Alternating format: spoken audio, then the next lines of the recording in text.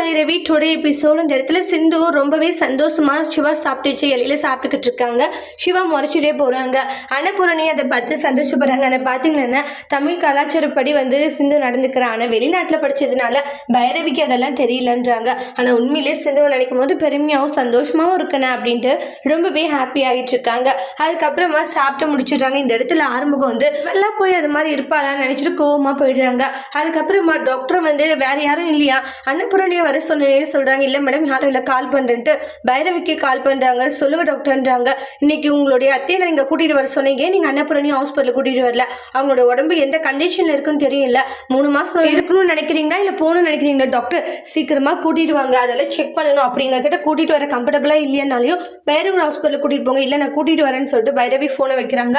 எப்படி அத்தையை கூட்டிகிட்டு போகிறதுன்னு தெரியலன்ட்டு ரொம்ப பயங்கர யோசனை இருக்காங்க.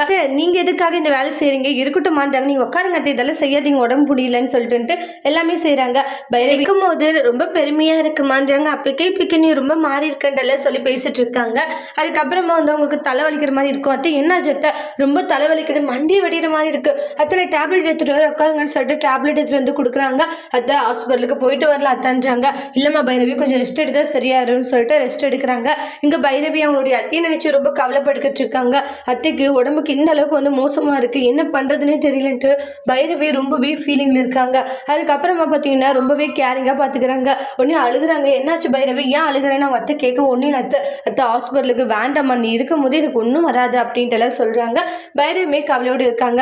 அப்புறம் ஆறுமுகம் கொசுக்கடியில் படுத்துட்டு இருக்கிறத பார்த்து ஏன்டா இப்படி படுத்துக்கிட்டு இருக்குன்றாங்க. அதெல்லாம் ஒன்றும் இல்லைம்மா, ஏசி ஒர்க் ஆகலம்மா, ஃபேன் இருக்குல்ல, இல்லைம்மா இங்கே கொஞ்சம் காற்று நல்லா இருந்தா டே எனக்கு உன்னை பற்றி தெரியுன்ற மாதிரி இருக்காங்க. ஏன்னா பைரவி இன்னொன்று ஏற்றுக்கல, என்கிட்ட பாசமாக இருக்கிற மாதிரி உங்கள்கிட்ட இல்லை தானே, அதுதான்மா போக போக சரியாகிடும். சரிடா இப்படியெல்லாம் இருந்தால் அவளுக்கு எப்படா பிடிக்கும்ன்றாங்க. வேற என்னம்மா படிக்கிறோமா? டே அது சொல்லலடா, கொஞ்சம் மாடலாம் மாறலாம் நல்லா இருக்கும். சரி நாளைக்கு எங்கேயும் வெளியே போயிடாது, நீ நானும் வெளியே போகிறேன். எங்கம்மா நாளைக்கு தெரியல உனக்குன்னு சொல்லிட்டு போகிறாங்க.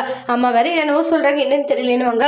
இன்னும் சிவா ஹாஸ்பிட்டல் போக படுத்துட்டு இருக்கான்ட்டு மகா போகிறாங்க. சிவா என்னாச்சு, உடம்புக்கு முடியலம்மா, அதான் டயர்டாக இருக்குது. அப்படியப்பா சார் ரெஸ்ட் எடுப்பா, ஹாஸ்பிட்டல் போகலாமா? இல்லைம்மா தூங்கி இருந்தால் ரெஸ்ட் எடுத்துருவேன். சரி போர்வை மட்டும் போத்துட்டு போங்க சரின்றாங்க. இதை சிட்டு கேட்டுட்டு சிந்து டாக்டர் சாருக்கு உடம்புக்கு முடியல, இப்போதான் மகா அம்மா பேசிட்டு இருந்தாங்க. இது டாக்டருக்கு உடம்பு இல்லையா? சிந்து தொட்டு பார்த்தா பயங்கரமா நெருப்பாக கொதிக்க. ஒன்று சிந்து போயிட்டு ஒத்தனை கொடுக்கலான்ட்டு சுடுதண்ணி காய வச்சுட்டு இருக்காங்க. அதுக்கப்புறமா இந்த இடத்துல ஷாப்பிங் போறாங்க. என்னம்மா மால் கூட்டிட்டு வந்திருக்க, நீ மாடெல்லாம் ட்ரெஸ் பண்ணாமா, அதெல்லாம் நம்மளுக்கு தெரியாது, நீ அப்படி பண்ணாதான் பைரவிக்கு பிடிக்கும்ட்டு கையில போய் ஜீன்ஸ் பேண்ட் டிஷர்ட் எல்லாம் எடுக்கிறாங்க. டிஷர்ட் எல்லாம் வீட்டில் யூஸ் பண்ணிக்கோ, ஜீன்ஸ் பேண்ட் ஷர்ட் எல்லாம் இது மாதிரி வேலைக்கு போகும்போது போட்டுக்கோ. இடுப்பு சைஸ் நான் இப்போ வரைக்கும் பேண்ட் போடுறதுல தெரியல, அவங்களும் எடுத்து ஒவ்வொரு பேண்ட் பண்ணாங்க. அம்மா என்னம்மா பச்சை இது மாதிரி எல்லாம் எடுக்கிற, இது மாதிரி தான் போடணுன்றாங்க. ஒத்தனை கொடுக்கறதுக்காக போறாங்க. அப்போ மகா பார்த்தீங்கன்னா சிந்துவை தடுத்துடுறாங்க. அதோட இந்த எபிசோட் முடிச்சிருக்காங்க. தேங்க்யூ.